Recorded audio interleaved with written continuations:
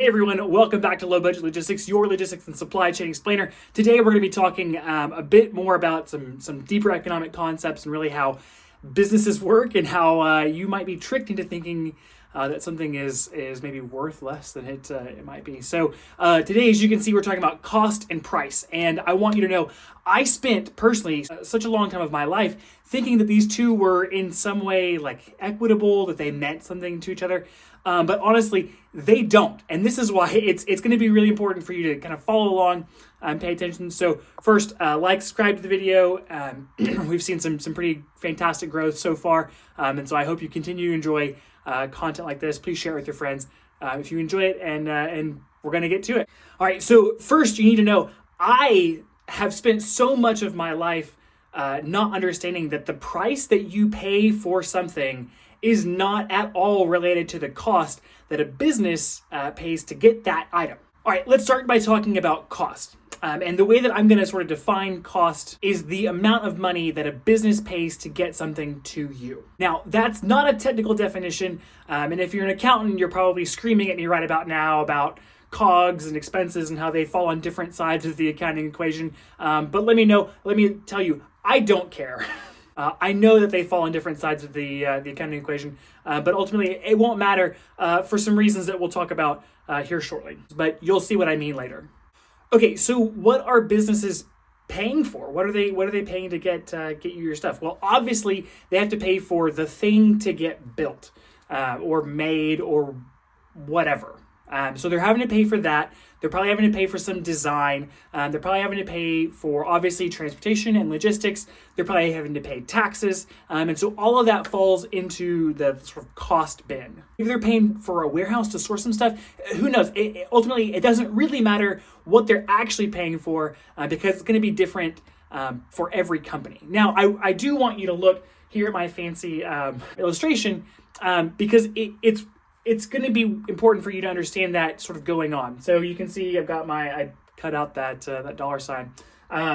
And here we've got basically like, assume this is like whatever you're going to pay for something at the store, right? Like if you go to the grocery store and you're going to buy some Cheerios, this is what that like total cost is. It doesn't really matter how much, like what the dollar amount is, just that like this is what it all is. Now let's look at what that might look like as far as breakdowns. Put that right there. So you can see that the two things are the same, right? Like these numbers add up to the same, but this green part is what I'm going to call cost. That's what's going to like cost the company to make that thing. So Cheerios in this instance is made by Kellogg's, and Kellogg's is paying for stuff like the factories to make it, the box to put it in, and even the corn grains, whatever, to actually be made into that thing. And then you can see up here, the rest, this red is all, it's what you're going to pay. You're going to pay all this. That's what we call margin or profit, right? This is the amount of money that the company is going to make on top of whatever they cost to get their stuff to you. So let's talk about price. And this is where it's important to know that the price you pay is specifically designed to maximize a company's profit, which, as you can see here, is that red. It's whatever they think that they can price something at. All right, we will dig into profit a little bit further and how things actually get priced in another video that I've already made or scripted. But for the purposes of this video, just know that this thing up here has nothing to do with this level down here. Absolutely nothing. The two are entirely separate, and a company is trying to make this slice as big as possible while making this slice as small as possible. That's the purpose of today's video. And this is amazing. And it took me, paying like $1,000 for a class to learn this secret that I'm teaching you for free. In the high halls of business school, this thing up here is called willingness to pay. And there's a lot of factors that really go into it.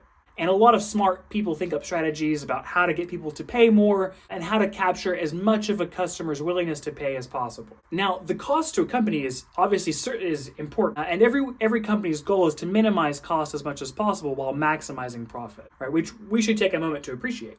So profit is the difference between price and what it costs to get something made. Easy, right?